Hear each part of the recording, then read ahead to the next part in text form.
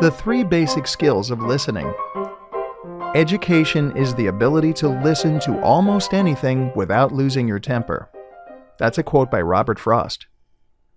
Now that you have an understanding of what the three basic listening models are, it is time to learn about the three most important basic listening skills. These are things that are going to affect your listening ability and make a big difference in what you get out of and put into a conversation. The three A's, which are attitude, attention, and adjustment, play a key role in listening skills. Once you understand how these impact your listening, they most likely will stay in your mind and keep you on your toes when it comes to the times you need them the most. It is all attitude. According to the dictionary, attitude is a mental position or feeling of emotion in regard to a fact or state. This has a lot to do with how you listen to someone speaking. In order to listen well, we have to approach the situation with an open mind. It is important to realize that what the person is saying is important, even if you have prior feelings about the topic that you are bringing to the table. If you have an attitude that everyone deserves respect when being listened to, you will be a better participant and get more out of what you are hearing. We usually can learn something from everyone. If you have an attitude that this is true, then you usually will be a better listener and provide the speaker with more respect and attention. Have you ever tried speaking to a child that had an attitude at the time? If so, you can easily picture why attitude matters so much when we are listening. If people have a poor attitude or are feeling angry, bitter, or combative, they will not be able to be effective listeners. To be an effective listener, keep an open and relaxed attitude, and you will get more out of the exchange. Having a positive attitude is the first step in having good listening skills. If, for example, you are going into a lecture or seminar, do not enter the room assuming it is going to be boring. Enter the room with an open mind so you can actually listen to the speaker. At attention. It only makes sense that to listen to what someone is saying, you have to pay attention.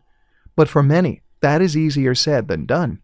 Some people may have a short attention span and become easily distracted or bored, and others may have difficulty paying attention because they tend to daydream, have a hard time focusing, or even have difficulty hearing. If you have a difficult time with paying attention, it will make effective listening that much more of a challenge.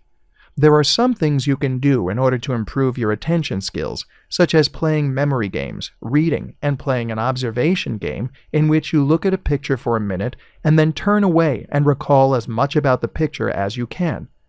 Even regularly doing meditation can help improve your ability to focus and pay attention.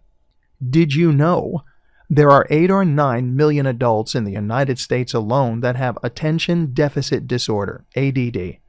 If you have trouble with your attention span and have difficulty being able to improve it, you may want to speak with a doctor to be tested for ADD, which is a condition where the person is often distracted and has difficulty maintaining an attention span. You can learn more about ADD here at this URL. Adjustment ease. If you are familiar with the term go with the flow, then you can easily gain an understanding of what adjustment means in terms of listening. Rather than assuming that the speaker should be saying something, steering the speech in one direction, or talking about a particular topic, adjustment allows you to adapt to what is happening. The more you can adapt to where the speaker is taking the conversation, the better a listener you will be.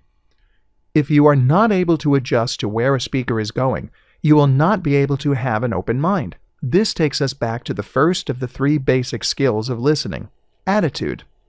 Having an open mind allows us to adjust to what is being said and, in the end, makes us better able to take in what we are hearing. Putting it together. When we apply the three basic skills of listening that we just learned about, we should find that we are right where we need to be in order to effectively listen. We should be at a point where we actively listen to and reflect on what we hear. At this point, you may be thinking that you want to have a better attitude, pay more attention, and be more flexible in adjusting, but you are not sure how to do that. This is common, as there are many barriers to listening. In upcoming lessons, we will look at common barriers to listening, as well as examples of poor and good listening habits.